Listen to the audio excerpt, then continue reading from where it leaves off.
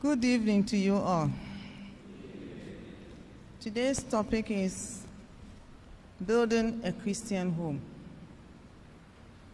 The objectives we are going to arrive at is how to turn a house into homes with God as the foundation. Secondly, how to build strong families which will transform into strong nations. What is marriage? Marriage is a sacrament. It is also a sacred vocation and a blessed state of life. Christian way of life is salvation within the marriage too, and how to relate to God and others as a couple that is united in prayer and in shared life. When we go to the dogmatic constitution of the church, it states that married couples and Christian parents should follow their own proper path to holiness by faithful love, sustaining one another in the grace throughout the entire length of their lives.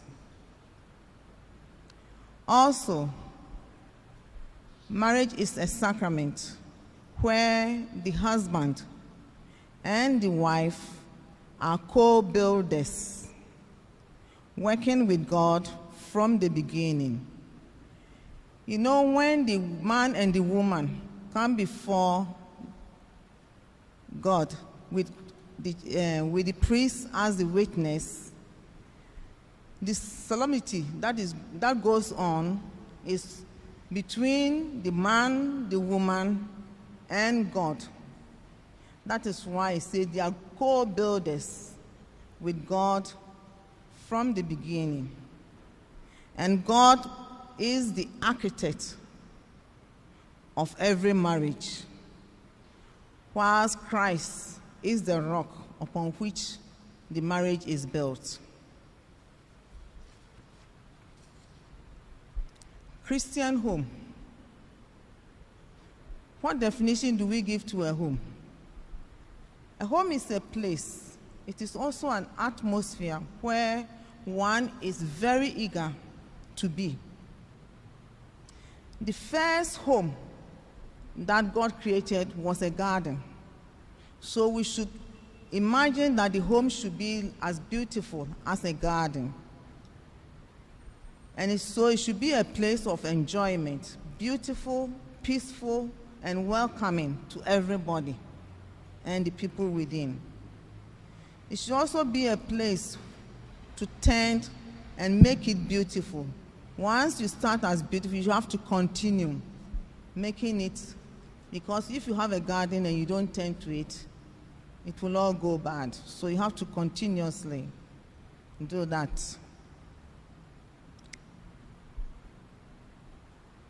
Since it should be a beautiful place, when you look at Proverbs 25:24, it says, it's better to be on a corner of the roof than share a house with a quarrelsome, or share a house. Is it okay? Better to be on a corner of the roof than to share a house with a quarrelsome wife. So a home should be a welcoming place where you will have peace. What are the importance of home to the husband and the wife? It should be a place where you can go and relax after the day's hustles and bustles, so that you can have some peace and quiet. It should also be a place of shield and insulation from the precious and harsh world. At the same time, it should be refreshing and strengthening. Also a place where you can comfortably raise and train your children. I'm going to talk about 4 steps to develop a Christian home. A happy, balanced home does not happen by chance. It must be developed. So it should be a continuous way of developing and improving upon it. Step 1, God should be acknowledged as the foundation and the head. If you look at Matthew 7:24, it talks about building the rock on a solid foundation where when the wind and the storm comes, it is not washed away like building a house on the sand. So the same thing should be the Christian home. Because at the ceremony of the marriage, God became present with the man and wife. The Christian marriage is based on love. And God is love and the foundation. So we should always try and make it have God in our presence in the home. Because God is the architect and Christ the rock upon which the foundation was laid. Step 2, develop family worship. Once you get married, your small home becomes another church. So the home is the church with the man, that is the husband, as the head. He should create time for family worship, devotion, and all that, and encourage the spouse and other members to also join in the fellowshipping. When the couple makes God the focus every time in the home, they are then drawn together gradually and closer to each other and to God. And that always leads to a happy home. You know, when couples are in unison, at times we tend to say that they even look alike as they grow closer and in the world, you know. And that leads to a happy home. When you look at things in the world, geometry and whatnot, they say that parallel lines do not meet. The man and the woman came together being an individual, and they came together to become one. But when you look at it with God as the focus, it becomes closer together. They come closer together. And that is what even the artists, when they are drawing parallel lines at infinity, you see that it comes closer, not anymore parallel. So that is how it is when you make God the focus in your life. But on the other hand, if one of the couple or both do not focus on God, the relationship will become still. The couples will drop out because they are all going about their individual things and whatnot and not coming closer, making God as the main foundation in the house. And so they tend to grow apart, leading to unhappiness in the home and at times to broken homes. Step 3 is applying the biblical principle to the home. The Word of God becomes the manual for marriage. Everything you want to know about life and marriage is in the Bible. So you build the marriage around the church because Christ said the home has become your church. And Christ did everything, even to death, for his church. So you find the way of life also in the Bible. So it becomes the manual. And when you read the Bible too, you become more wiser and finding solutions to life. and it becomes the guideline you can use in planning and conducting affairs of the home and your life.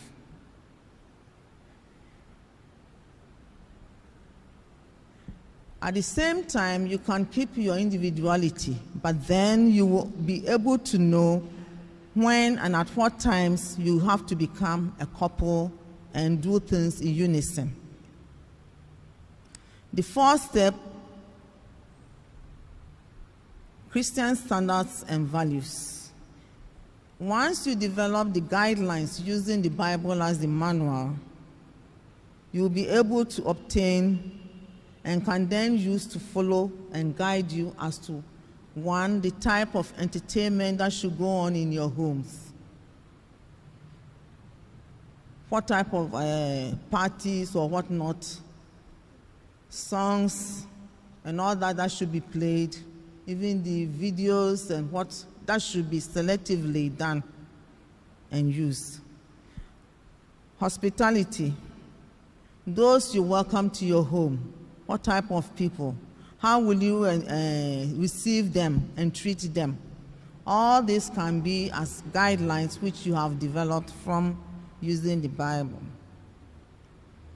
The type of behavior and the conduct of the home. Language that you will use, social media, some use vulgarity and all that. All those insults and whatnot has to be off, because you are going to raise your children in that atmosphere. How to control violence and anger, all these ones can be done. And others, which include respect, accountability, and all that.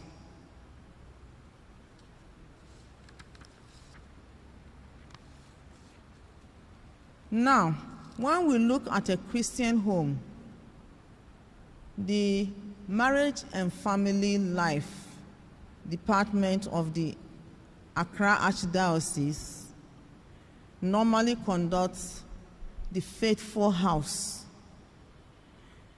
about every quarter of the year and try to invite post-wedded couples, after marriage, to go after 1 year, 2 years going.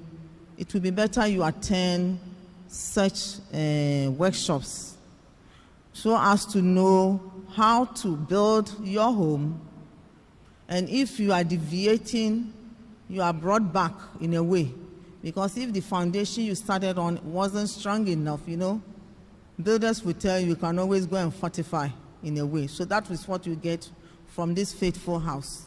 So, and the Faithful House concept came about in the 80s, when HIV and AIDS became so pandemic in the world, and how to be faithful to each other, especially when you are married and all that, so that you do not come in contact or contract the HIV and the rest. And it started in Uganda because it was very, very bad at that time over there. And the concept is that you are building strong families, affirming life and avoiding risks. And they have something they say is called CALL. That is, they help couples affirm life and love. The concept is building an ordinary small hut, the type you find with mud in the north and the rest. 4 pillars, and then a thatched roof and all that. So that is the simple concept that they used. And so, first, how do you go building a house? You have to look for a land. Which area, community, where do you want to? And the land is associated with the time that the man and the woman start courting. That is when they select. You are selecting a place where you will build your home or your house. And that is the courting time. Then you come to when you've acquired the land, that is marriage. You now want to build your house, because before the marriage, you've even talked about how many children you're going to have. So your type of building too will have to come into focus. Is it going to be 3 bedrooms, 1 bedroom, or what? All these ones comes into concept. So you are now going to build the house. You've got married. And it says foundation. And here again, God is the architect. And the basis is love. So you have to build a strong foundation. Then you have to put 4 pillars. What are the pillars that you are going to put after your foundation? Pillar 1 is true love, agape. And what is love? Love is care in action. So the way you treat one and the other is how you show your love, not just by words. Pillar 2 is faithfulness. You have to be faithful to each other so that trust can come in and you use it in binding yourself. Pillar 3 is respect for human life and dignity. The woman coming into your life is not coming in as a servant or slave. We are all images of God. So we should treat each other with respect and love. And pillar 4 is effective communication. And you know that communication is more or less the blood or the live wire of every marriage, and in every, even if it's teamwork, it's communication. How effectively you communicate for the other one to understand you, to avoid conflict and all that. Now we've put our 4 pillars. What comes next? We have to cement it all out. So comes the wall. And what does the walls that you are putting around the pillars to enclose it stands for? It stands for value, the values, what you value in life, the guiding principles. What you value is what you cherish. So what are you going to cherish in life? That is the walls you are putting around the pillars to enclose it. After putting the pillars, you need what? An opening. So comes the door. And what does the door stand for? It stands for what? Responsibilities and roles. The gender roles comes in here. What are the responsibilities of the man and the woman? So that each one of them play their own part to bring harmony in the home.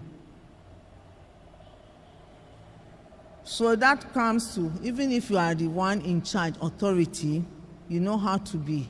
And then your responsibility, whatever you do, you have to be what? Responsible for. So you have to be accountable for that one too. So that is what signifies the doors, or the door you are going to have. You know, the door can be opened to let one in or let one out. But when you have window, you may have to decide that small place to have 2 windows or 1. And what does windows stand for? When you open the window, you are letting in what? Freshness, light. At the same time, when you shut it, you are making the room what? Dark, stuffy, and then maybe shielding it from rain and all that. So the window here stands for light of forgiveness. You have to learn to forgive each other, because whatever you do, you step on one's toes. So you have to learn to know how to solve conflicts and not to blow it up. Because when you do not have the light of forgiveness, it means you are not opening your window. And when you shut it for a long time, the room becomes what? Stuffy. And then it explodes. It is also the light of reconciliation. So even if you forgive, you have to reconcile and start from where you've reached and continue with life smoothly. After putting all these ones in, you are left with roofing. So you now have to roof your house. And the roof is to shield what? Direct sunlight rain and all that. And it is the roof of consciousness. You have to be aware when you are doing something bad and good, when you offend and whatnot. So you have to be conscious of whatever you do, say, and all that in the house. Lastly, if you have a bigger land, then you may say you are going to put an enclosure to keep your compound away from the outside world. So you have to put a fence. And the fence stands for rules that you have to come up with as a couple in parenting. Because once you step outside, or the children step outside, they are open to the whole world. But what you are using in parenting and bringing them up is what will guide them to be safe outside. That is how you will build your faithful house. And the faithful house anthem goes like this: Christ is my rock, my refuge, my stronghold, firm as the tree's root that clutches the land. He who has faith builds without worry, not like a man who builds upon sand. I set my home on a solid foundation. Christ is my rock, the root of my soul's recreation. This is how I end the topic.